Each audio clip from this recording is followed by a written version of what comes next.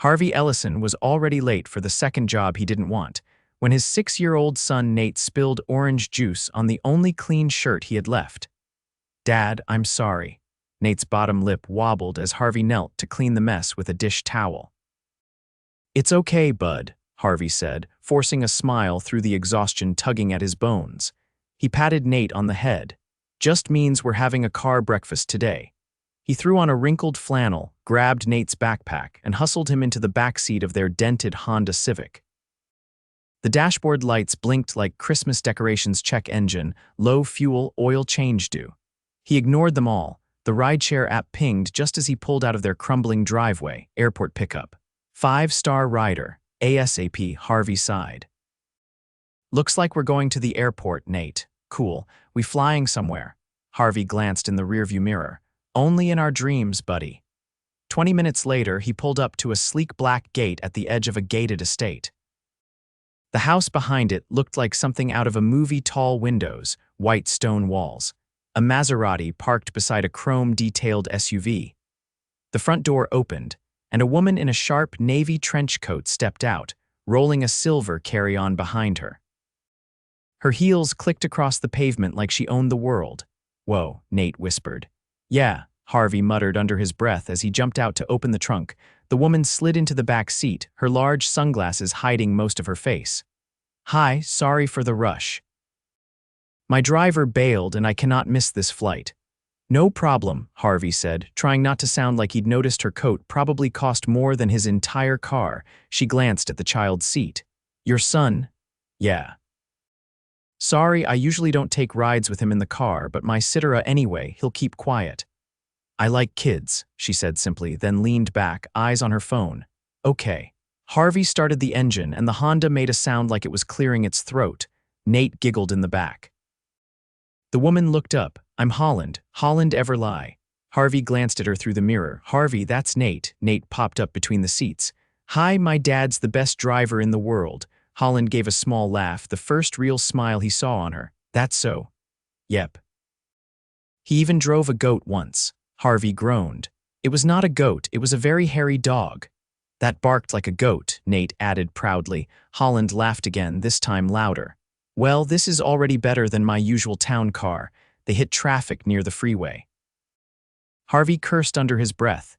"You can take Western," Holland said calmly. "There's a shortcut through the hills, trust me." "You sure? That area's all rich people, houses and winding roads." She pulled off her sunglasses. "I live there, I know." Harvey blinked.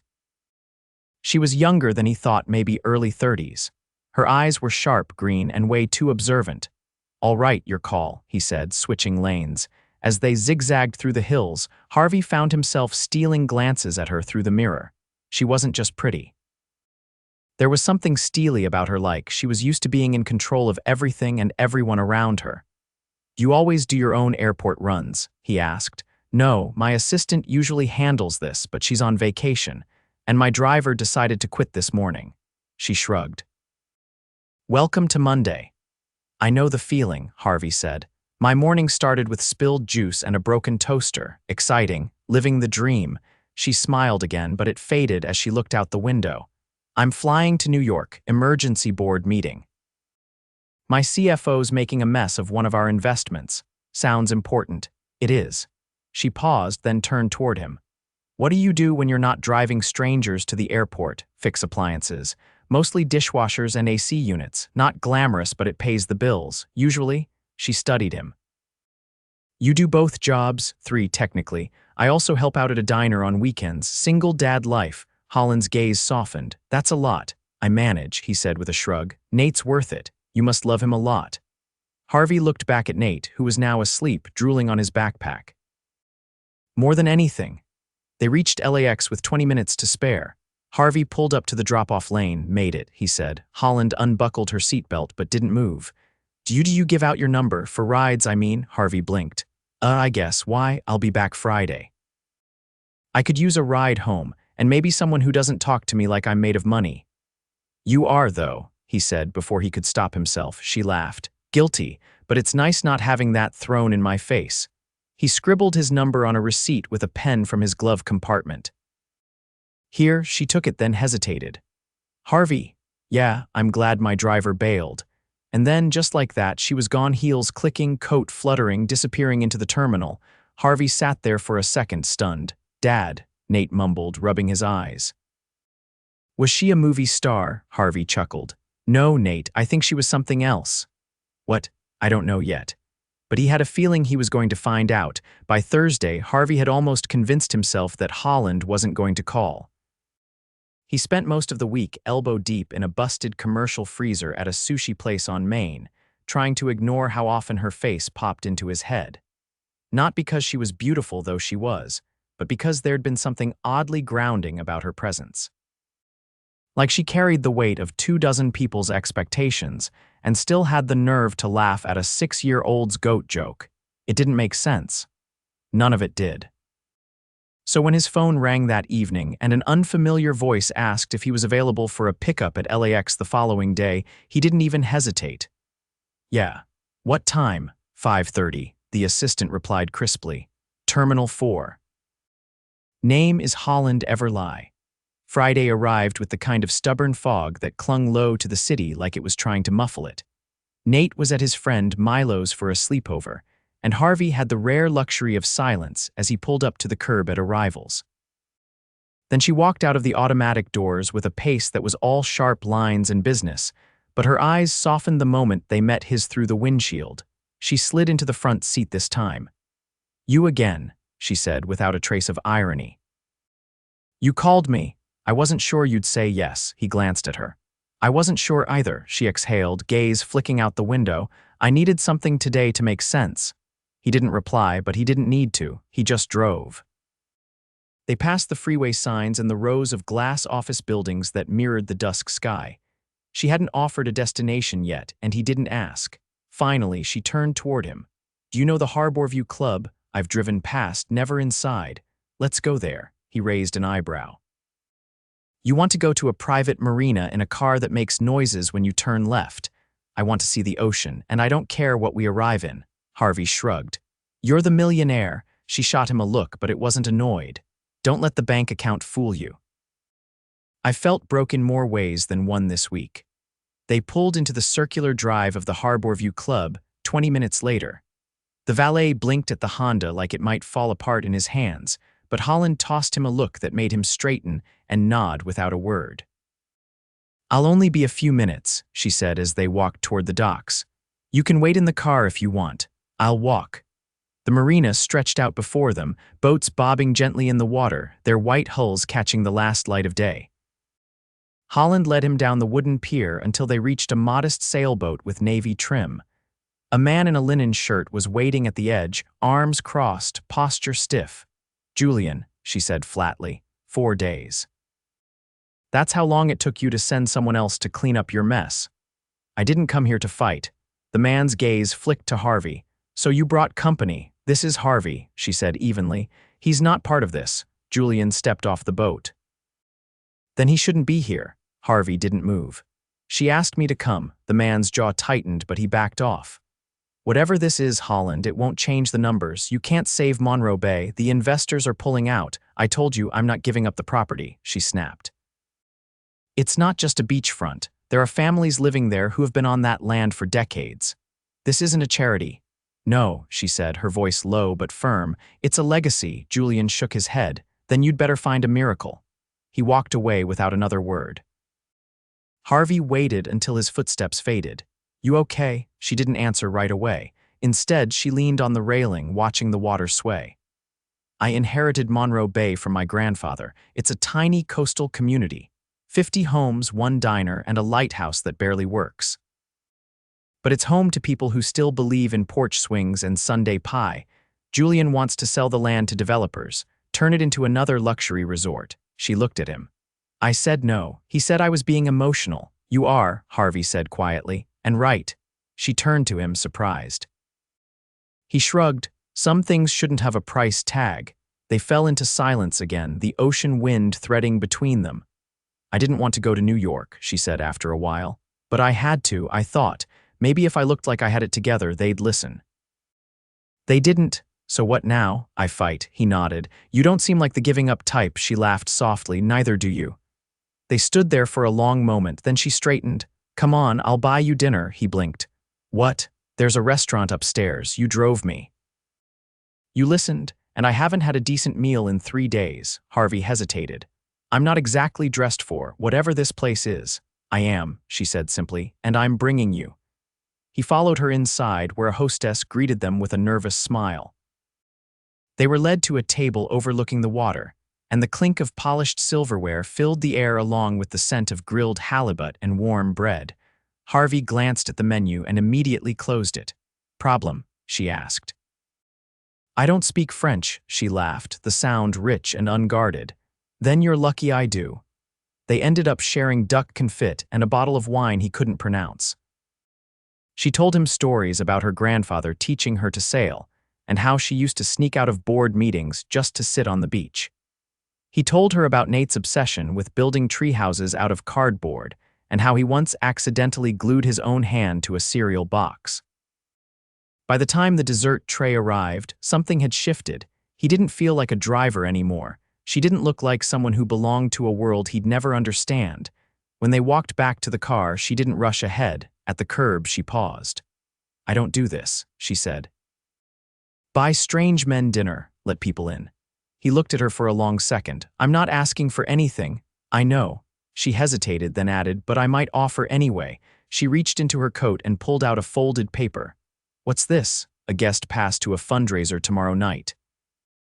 "It's for Monroe Bay. I need the board to see faces, not spreadsheets. I want you there." He blinked.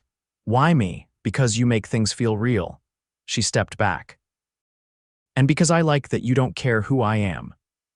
The valet returned with his car, and she slipped inside, leaving only the scent of vanilla and sea air behind. Harvey stared at the pass in his hand. Then he looked up at the night sky and shook his head slowly. "Okay, Holland ever lie," he muttered. "Let's see where this goes." Harvey pulled into the circular driveway of the Langston Hotel and tried not to let the valet's expression get to him. The guy gave his car a once-over that suggested he thought it might fall apart right there on the red brick.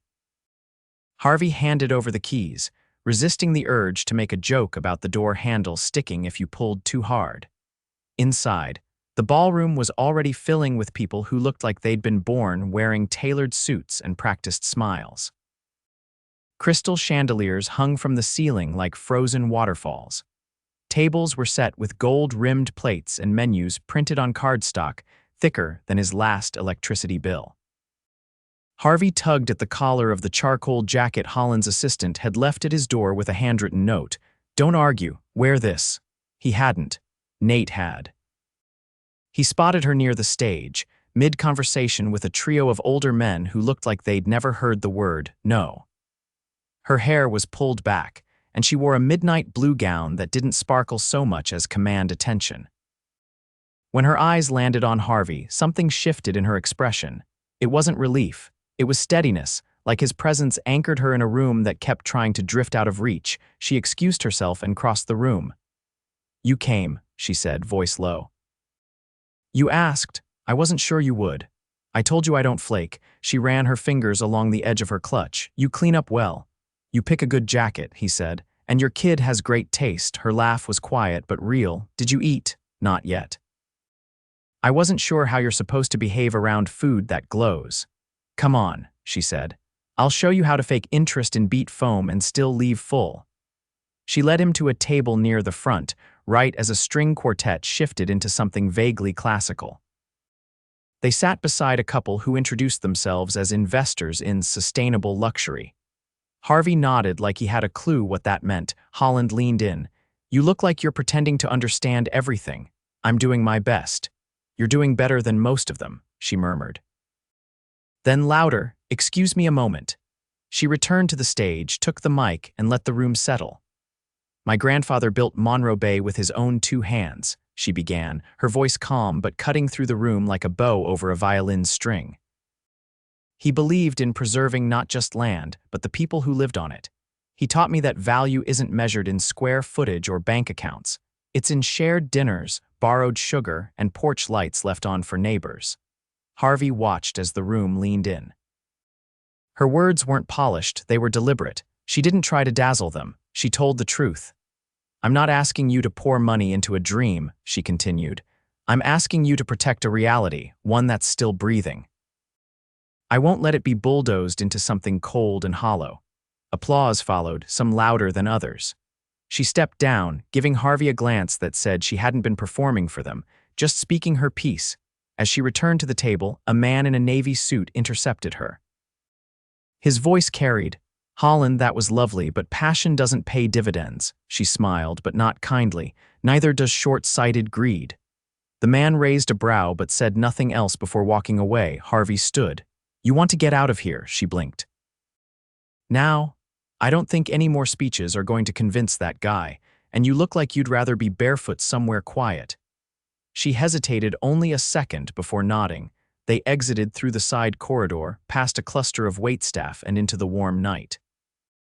The city hummed, but the valet station was quiet. Holland slipped off her heels and held them by the straps. "Where are we going?" she asked. "I don't know. I didn't plan this far ahead. There's a park 5 blocks from here.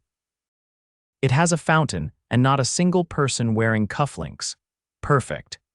They walked in silence, her shoes swinging from her hand, his jacket draped over her shoulders because she claimed the AC in the ballroom had been designed by sadists. When they reached the park, Holland sat on the edge of the fountain. A pair of teenagers argued over a skateboard nearby. Somewhere, a saxophonist played a note that hung in the air longer than it should have. "I used to come here when I was in college," she said. "Before all this." "All what?" "The boardrooms, the properties, the responsibility. You liked it." "I liked building things, not fighting to keep them from being gutted." Harvey sat beside her. "What would you build if you could start over?" She stared at the water. "A bookstore with a cafe. And dogs allowed inside." He grinned. "You?" "Yes, I read more than I talk. Hard to believe, I'm selective." He leaned back on his hands. "I'd build a treehouse, big enough for Nate to sleep in. Maybe even with heat. And plumbing." "Let's not get carried away." She laughed again, this time more freely. The saxophone played something sad but sweet. She turned to him. "I don't know what this is," she said. "Neither do I.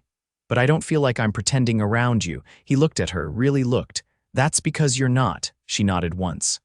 "I don't want to go back to my place tonight." Harvey's brow furrowed. "You want to crash at mine."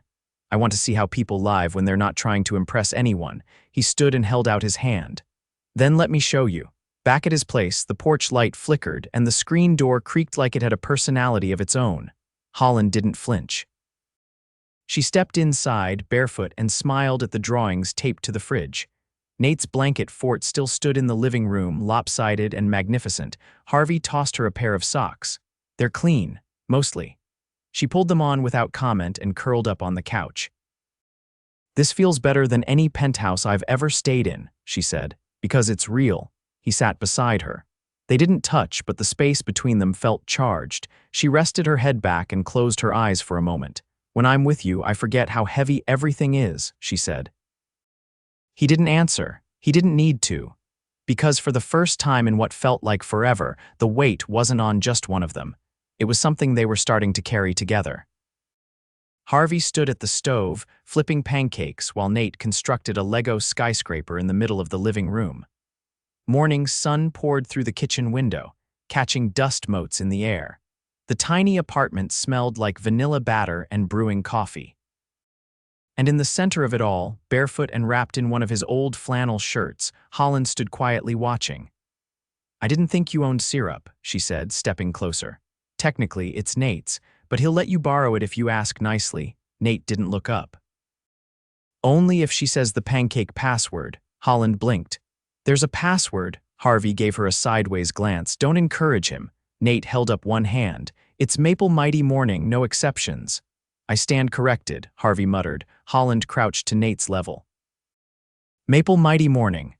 Nate grinned and slid the syrup bottle across the table like it was contraband. As they ate, Holland glanced around the apartment. The walls were lined with hand-me-down bookshelves, mismatched furniture, and a framed photo of Harvey holding Nate as a baby in a hospital room that looked too sterile for the warmth in their faces. "You built all this," she said quietly. Harvey didn't stop chewing. "What? This life?" "It's yours. No loans, no board votes, just built from the ground up." He looked at her, then at Nate, who'd begun feeding a pancake piece to a Lego figurine. Took a few wrong turns to get here, but yeah, I guess I did. She set her fork down. I should go in a few hours. There's another meeting with the board. They're still hesitant, but yesterday helped. He leaned back. You think they'll back off? They're not used to being told no, but they saw faces last night, heard voices, might be enough. He nodded once, then looked at her. What happens if it's not? She hesitated. Then I'll find another way, sell off properties I don't care about, buy out the rest myself if I have to. That's a lot to put on your shoulders. I'm used to that. You shouldn't have to be. Holland's gaze softened. I wasn't planning on any of this, Harvey. Not you, not Nate, not sitting in a kitchen with syrup passwords. He folded his arms. You regretting it? No, she shook her head, firm, certain. It's the first thing in a long time that feels like it's mine. Later that afternoon, Holland stood at the front door with her heels in one hand and her coat draped over the other. Harvey leaned against the frame while Nate shouted from the bathroom about not being able to find socks without holes. I should be back in a couple days, she said. You're welcome to come back sooner. She raised an eyebrow. You offering a spare key already? Just offering breakfast. She stepped closer. You're not like anyone I've met. That's because I'm not trying to be anything I'm not. I know. She leaned in and kissed him. It wasn't tentative, it was a statement. When she pulled back, she smiled. I'll call you after the vote. He watched her walk down the stairs, every step echoing in the quiet. 2 days later, Harvey was elbow-deep in a busted laundry unit at an apartment complex when his phone buzzed. He wiped his hands and answered. You free tonight? Holland's voice was breathless, hurried. Depends. Am I picking you up from the airport or a boardroom? Neither. I'm sending a car, formal dress. You'll see why. Before he could ask, she hung up. That evening, the car pulled up to a building Harvey had never seen before. It wasn't towering or flashy, just tasteful, set back from the street with ivy creeping along the brick and warm lights glowing from inside. He stepped into a lobby that smelled like cedar and citrus. A woman at the front desk smiled and handed him a small envelope. Inside was a single card, rooftop. He took the elevator up. When the doors opened, he stepped out onto a rooftop garden lit by strings of soft golden bulbs. A long table sat in the center, surrounded by about 20 people. At the head of the table stood Holland. She was in a fitted black dress, hair swept back, holding a glass of champagne. Everyone, this is Harvey, the man who reminded me why I do what I do. The group clapped politely. Holland walked toward him and slipped her hand into his. I fought, she said softly. And they listened. The board backed off. The land stays in the community's name. You did it. We did. Her fingers tightened around his. I wanted you here when I told them. He looked around the table. Faces of tenants, town leaders, people who clearly had no idea where else they would have gone if things had gone differently. You really saved it, he said. I had help. She led him to a seat beside her. The dinner was loud, joyful. Stories were passed around faster than the wine. By dessert, one of the older men at the table leaned over to Harvey. Don't let her fool you. That woman's been carrying half the coast on her back since she was 25. But she never flinched. Harvey looked at Holland, who was mid-conversation across the table, laughing at something her CFO said. She doesn't flinch, he agreed. After the guests left, Holland stayed behind. Harvey walked with her to the edge of the rooftop where the city stretched out below them. The offer stands, she said. The bookstore, the dogs, the porch swing, I'm still going to do it. Yeah, I want you there when I do. He turned to her. You sure? I've never been more sure of anything in my life. He kissed her. A kiss that didn't ask questions or make promises it couldn't keep. It simply said yes. 3 months later, Nate stood in front of a brand new bookshelf shaped like a tree inside a sunlit room that smelled like new wood and coffee. A golden retriever snored under a table. Holland handed Harvey a mug and nodded toward the front door, where a new sign had just been hung. Harvey read the name and laughed. Maple Mighty Books, she raised a brow. I figured it earned the title. He wrapped an arm around her waist as Nate darted past, laughing. You really built it, he said. No, she answered, resting her head on his shoulder. We did. The bell above the front door jingled as Harvey stepped into the bookstore clutching a flyer in one hand and a paper bag in the other. A few early customers browsed the shelves. the low hum of jazz from the record player mixing with the comforting scent of old paper and cinnamon from the cafe's freshly baked scones. Holland glanced up from the counter, where she was rearranging a display of new releases. "You're late," she said, but her tone was light. Harvey held up the bag. "I brought the muffins Nate insisted you needed for the meeting. Blueberry, not the cranberry disaster from last week." She walked around the counter and took the bag, brushing her fingers lightly against his. "He's learning how to win people over. I respect that. He also tried to convince me to let him build a zip line from our apartment to the bookstore, said it would save time." Holland laughed as she opened the bag and pulled out a muffin. "I can't say he's wrong." "Traffic's been ridiculous lately." Harvey handed her the flyer. "Got this from one of the tenants at Monroe Bay. They're holding a community picnic next weekend. Said they wanted to celebrate the woman who saved their sunsets, their words." She looked down at the flyer, her thumb brushing over the hand-drawn sun in the corner. "I didn't save anything. I just made sure no one took it away." "You did more than that," he said. "You gave them a future." She folded the flyer carefully and tucked it into her bag. "I'll be there, and I think we should bring a few books for the kids, something fun." "I already asked Nate to pick out a box. He's taking it very seriously. He told me he's curating a starter library for future readers." Harvey leaned against the counter. "You do realize he's following in your footsteps, right? He's got a spreadsheet of titles and everything. That's terrifying. And kind of adorable." They shared a quiet moment as the door opened again, and a woman with 2 toddlers stepped inside. Holland waved to her and pointed toward the children's corner, where oversized bean bags and a colorful mural of animals reading books filled the back wall. The woman smiled gratefully and led her kids back there. Harvey watched them for a beat, then turned to Holland. "You ever think about expanding this place?" She raised an eyebrow. "We just opened." "Not the store," he said. "This life, us." Something changed in her eyes. "Not uncertainty, something deeper, quieter." "I have," she answered. "But I didn't want to push." He reached into his jacket pocket and pulled out a small, square envelope. "You didn't. I've been thinking too." She didn't open it right away. She studied him. "What is it?" "Just a question I figured we'd ask together." She peeled it open and pulled out a drawing, a child's sketch of a house with a tire swing and a garden. In the upper corner, Nate had written, "For us."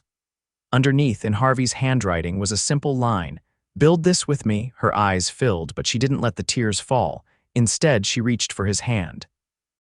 "Yes." He kissed her, slow and certain, as the jazz record crackled in the background and the kids in the reading corner giggled over a pop-up book. A few weeks later, they stood in the middle of a sun-drenched backyard that wasn't theirs yet, but would be. The real estate agent handed Holland the keys and stepped aside, leaving them alone in the soft hush of possibility. Nate ran across the grass, arms out like airplane wings, then stopped in front of a crooked tree near the fence. "Can we put a swing here?" Harvey glanced at Holland. "I think that's exactly where the swing should go," she said, and Harvey could hear the way her voice wrapped around the word "we" like it had finally found a home. Later that night, they sat on the porch steps of the new house, still unpacked, still full of boxes, but already feeling like theirs. A soft breeze rustled the hedges, and somewhere in the distance, a cricket orchestra tuned up for the night. "Do you ever think," Holland said, "how wild it is that it started with a broken toaster and a missed flight?" Harvey tilted his head toward her. "I try not to question fate. It's got a better track record than I do." She leaned her head on his shoulder. "You know, there's still a lot I haven't figured out." "You don't have to," he said. "We've got time and a house now, and a bookstore, and a kid who thinks he's a literary architect." They both laughed. Then she turned her face to his, and her smile softened. "I love you." He took her hand and kissed her knuckles. "I love you too." They stayed there until the stars blinked awake, until the porch light buzzed on without them noticing, until the future stopped feeling like a distant concept and started settling around them like a familiar quilt. Inside, the boxes could wait. Tomorrow, the swing would go up. The books would find their shelves. And their life built from the unexpected, the chaotic, and the beautiful would continue, one page at a time together.